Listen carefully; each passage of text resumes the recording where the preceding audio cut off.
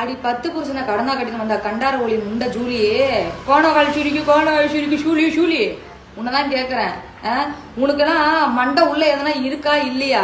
சோறு தான் திங்கிறியா, சோத்தை விட்டு பீ அள்ளி திங்கிறியா? ஓப்பனாவே கேக்குறேன் நானு. என்னன்னா மக்களே, விஜய் அண்ணா வீட்டுல வந்து ஒரு பர்சனலா ஒரு ஜோசியக்காரங்க இருப்பாங்க சரியா? அந்த ஜோசியக்காரங்களுக்கு ஒரு பொறுப்பு கொடுத்த மாதிரி இந்த அம்மா இப்ப போட்டுக்கிறாங்க. அதனால இப்ப அவங்க பருப்பு எடுக்க போறாங்க பாருங்க, போட்டிருக்காங்க. அது வந்து உண்மையான்னு சொல்லி பார்த்தா அது உண்மை கிடையாது. அவங்களுக்கு சாதகமா எந்த நியூஸ் வருதோ, எந்த போஸ்டர் வருதோ உடனே தூக்கி ஒட்டிடுவாங்க ஸ்டோரியில. இங்க பாரு, இப்படிதான் உனக்கு இப்ப கேளு இந்த கதையை. அப்படியே அவருக்கு பொறுப்பே கொடுத்திருந்தாலும் என்ன தப்பு? ஏன் நான் இதை கேக்குறேன்னா, முன்னாள் முதல்வருக்கு 3வது பொண்டாட்டி மாதிரி பேசுறிய. உங்க முன்னாள் முதல்வர் இருக்கார்ல திரு ஸ்டாலின் அவர்கள், மக்களாகிய எல்லோரும் குலை வழக்கில் எப்படி குத்தி குத்தி குத்தி ரத்தம் அந்த வழக்குல ஒரு 13 பேரை வந்து புடிச்சு உள்ள போட்டாங்க. அவங்க வெளியே வந்தோடனே 13 பேருக்கும் பதவியேற்பு கொடுத்தாரு உங்க தலைவர்.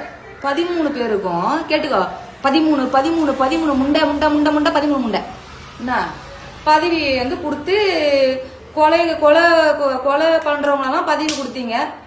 ஒரு ஜோசியக்காரனுக்கு அப்படியே பதவி கொடுத்தா என்ன தப்பு? கொடுத்து இருந்தால், ஆனா இது வரைக்கும் அது உண்மை கிடையாது. கொடுத்து இருந்தா என்ன தப்புன்னு நான் கேட்கிறேன் சரியா? உனக்கு கட்சியை பத்தி எதுவும் தெரியலன்னா உன் கட்சியை சாத்திக்கிட்டு உன் சாமான சாத்திக்கிட்டு நீ இருக்கணும். எல்லாம் தெரிஞ்ச இது மாதிரி மயிராண்டி மாதிரி மயிரை ஆட்டிக்கிட்டு இப்படி வச்சுக்கிட்டு வந்து நிக்க கூடாது, புரியுதா? ஒன்னும் தெரியலன்னா இப்படி இருக்கணும் மூடிக்கிட்டு. அடுத்து இதே வீடியோலயும் இன்னொருத்தி அந்த சுருட்ட முண்டர்களை, அவளுக்கு மண்டையில தான் மயிறு சுருட்டிட்டு இருக்குன்னு நினைச்சேன். அவளுக்கு மண்டைக்குள்ளேயும் எல்லாம் சுருட்டிட்டு தான் படுத்து கிடக்கு. கொஞ்சம் நீட்டி வச்சு கேளுடியே, அடி மானங்கட்டல நீட்டி வச்சு கேளு. என்டி சுருட்ட ஏன் பரட்ட என் முண்டை உனக்கும் தான். என்ன போட்டிருக்கானா, மகனும் கணவரும் வெளியூரில் வேலை பார்த்து வரும் நிலையில் கரும்பு தோட்டத்தில் கொலை செய்யப்பட்டிருக்காங்க ஒரு ஆன்டி ஒருத்தவங்க. என்ன இப்ப அதுக்கு நம்ம அண்ணன் தான் காரணம். ஏன்னா ஒரு கரும்பு தோட்டத்துல காவல் இருந்திருக்கணும், கரும்பு தோட்டத்துல காவலில் உட்காந்துருக்கணும். ஏன்னா கொலை நடக்குது நமக்கு தெரியும்ல. அதனால நம்ம அங்கதான் உட்காந்துருக்கணும். நம்ம வீட்டுல இருந்துட்டோம். ஏன்னா நமக்கு வேலை வெட்டி கிடையாது, இவங்க தான் வேலை வெட்டிக்கிறாங்க. அட பைத்திய கிறுக்கு முண்டைவிடா. இப்ப நான் என்ன சொல்றேன், உங்க ஆட்சியெல்லாம் எதனா நடந்துச்சுதானே?